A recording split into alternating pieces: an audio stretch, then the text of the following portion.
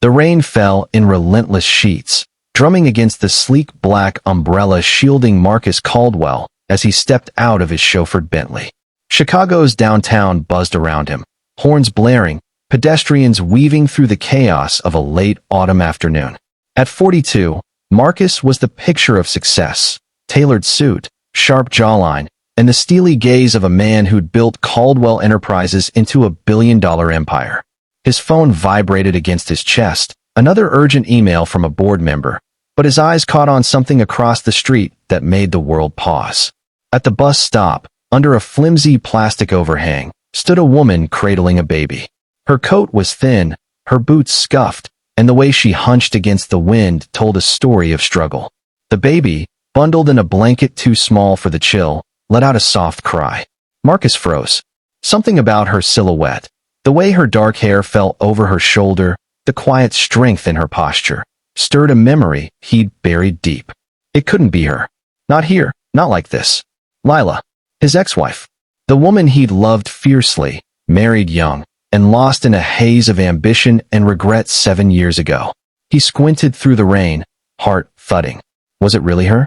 The last he'd heard, she'd moved to Seattle, started over.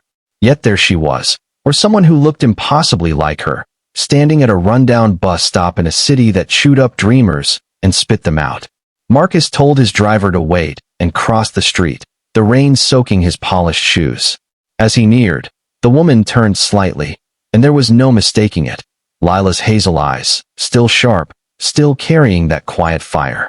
But they were tired now, shadowed by something heavier than he remembered. The baby in her arms stirred, and she hushed it gently, her focus entirely on the child. Marcus stopped a few feet away, unsure of what to say, unsure why his chest ached. Lila. His voice barely carried over the rain. She froze, then turned slowly. Her eyes widened, then narrowed, a flicker of something. Anger, maybe, or just exhaustion, crossing her face. Marcus. Her tone was flat, guarded. What are you doing here? I saw you. He gestured lamely at the bus stop. I didn't expect. Neither did I. She cut him off, shifting the baby higher on her shoulder. The child, maybe a year old, had a tuft of dark hair and cheeks flushed from the cold. Marcus's gaze lingered on the boy, a strange pull tugging at him. Is he yours? The question slipped out before he could stop it. Lila's lips pressed into a thin line. Yes. She didn't elaborate, didn't know him anything. The silence stretched, heavy with their history. Marcus and Lila had been college sweethearts, two kids with big dreams and bigger hearts. He was the driven business major. She was the artist with a laugh that could light up a room. They'd married at 24, promising forever. But forever crumbled under the weight of his ambition. Late nights at the office turned into weeks, then months. Lila begged him to slow down, to remember the life they'd planned. A little house, maybe a family. He'd promised soon, but soon never came. When she left, he told himself it was for the best. She deserved more than a husband who lived for the next deal. Now, standing in the rain, he saw the cost of that choice. Lila looked worn, not broken, but carrying a weight he couldn't fathom. The baby fussed again, and she murmured something soft, her hand stroking his back. Marcus's throat tightened. He wanted to ask 100 questions. Where had she been? Why was she here? Why did she look so alone? But the words wouldn't come. Do you need help? He asked instead, gesturing to the bus stop's pathetic shelter. It's pouring. We're fine, she said, too quickly. But the baby shivered, and her eyes betrayed a flicker of worry. Marcus glanced at his Bentley, idling across the street. Let me give you a ride. Wherever you're going. It's no trouble. Lila hesitated, pride warring with practicality. The bus was late, the rain was worsening, and the baby's blanket was damp. Finally, she nodded, a small, reluctant gesture. Okay, just a ride. They crossed to the car, Marcus holding the umbrella over her and the baby. The driver, a discreet man named Henry, opened the back door without a word. Lila slid in, cradling the boy close. Marcus followed, the leather seats creaking under his weight. The car was warm, a stark contrast to the chill outside, and the baby quieted, lulled by the sudden comfort. Where to? Marcus asked. West Side, near Humboldt Park. Her voice was clipped, like she didn't want to give him more than necessary. He nodded to Henry, who pulled into traffic. The silence in the car was thick, broken only by the baby's soft coos and the rhythmic swipe of the wipers. Marcus stole glances at the child. He had Lila's nose, her high cheekbones, but there was something else, something that made Marcus's stomach twist. Dark curls, a certain tilt to his jaw. He pushed the thought away. Impossible. What's his name? Marcus asked, needing to fill the quiet. Eli, she said softly, brushing a curl from the boy's forehead. He's 15 months. He's beautiful. The word felt inadequate, but it was true. Eli's eyes, a deep brown, flicked toward Marcus, curious and unafraid. Thanks. Lila's voice softened, just for a moment, before her guard went back up. You don't have to do this, you know. The ride. I know. He leaned back, studying her. But I want to. She didn't respond, just looked out the window as the city blurred past. Marcus wanted to ask about her life, about the years since their divorce, but the distance between them felt like a chasm. Instead, he watched Eli, who was now chewing on the edge of his blanket, oblivious to the tension. The car pulled up to a modest apartment building, its brick facade weathered but clean. Lila gathered her things, a worn diaper bag, a folded umbrella, and reached for the door. Thanks for the ride, she said, her tone neutral. Anytime. He meant it, though he wasn't sure why. Lila, are you okay? She paused, one hand on the door. We're managing. Then, softer, goodbye, Marcus. She stepped out, and the rain swallowed her figure as she hurried toward the building. Marcus watched until she disappeared inside, a hollow ache settling in his chest. He told Henry to drive back to the office, but his mind stayed at that bus stop, replaying the image of Lila and her son. Days passed, but Marcus couldn't shake the encounter. At board meetings, his thoughts drifted to Lila's tired eyes, to Eli's tiny hands clutching her coat. He'd built an empire, but what did it mean if he couldn't help someone he'd once loved? Someone who clearly needed it? He didn't know her story, not anymore, but he knew she was proud, stubborn, qualities he'd once adored. She wouldn't ask for help, even if she was drowning.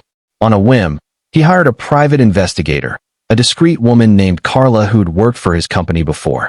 Nothing invasive, he told her. Just find out where she's living, what she's doing, if she's okay. Carla reported back a week later. Lila was working 2 jobs, a barista by day, a night shift cleaner at a hospital. She lived in a 1-bedroom apartment, barely scraping by. No family nearby, no partner that Carla could find.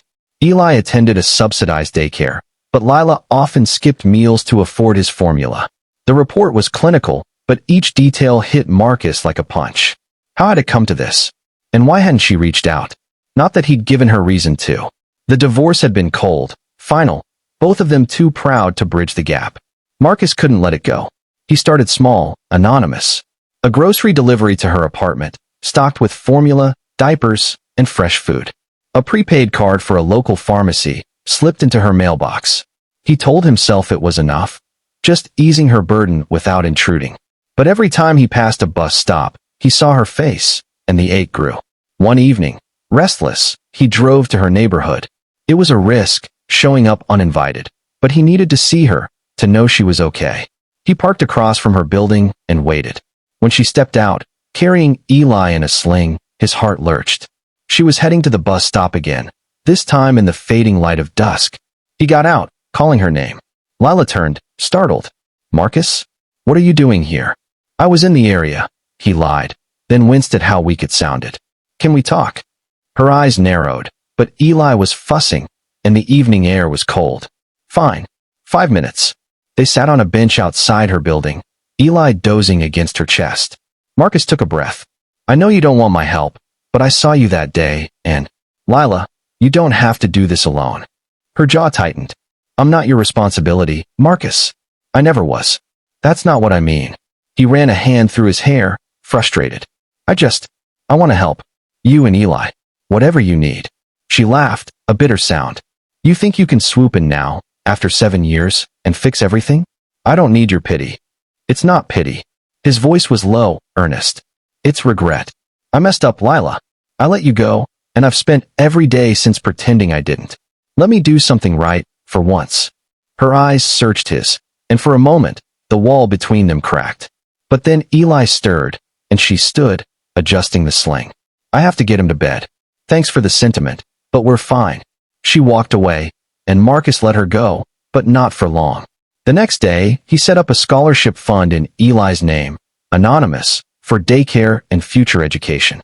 He contacted a local nonprofit, funneling resources to single mothers in her neighborhood, ensuring Lila would benefit without knowing it was him. He didn't want credit.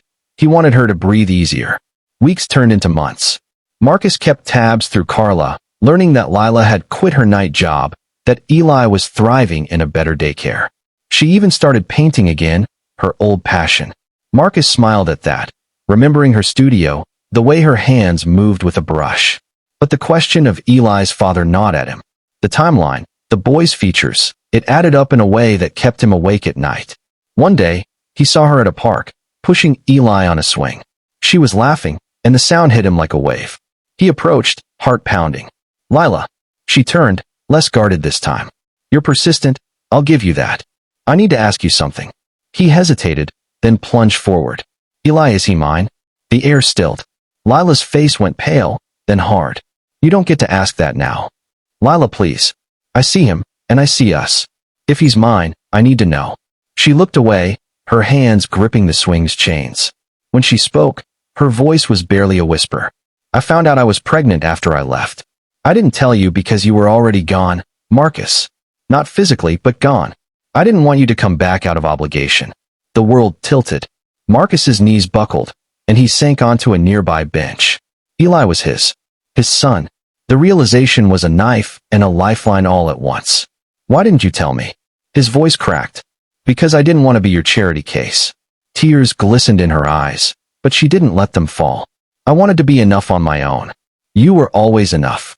He stood, closing the distance between them. "Lila, I'm so sorry. For everything. Let me be there now. Not because I have to, but because I want to. For you. For him." She studied him, searching for the man she'd once loved. Slowly, she nodded. "Okay, but this isn't about us. It's about Eli." "I know." He looked at the boy, his son, giggling as the swing swayed. "I'll do whatever it takes."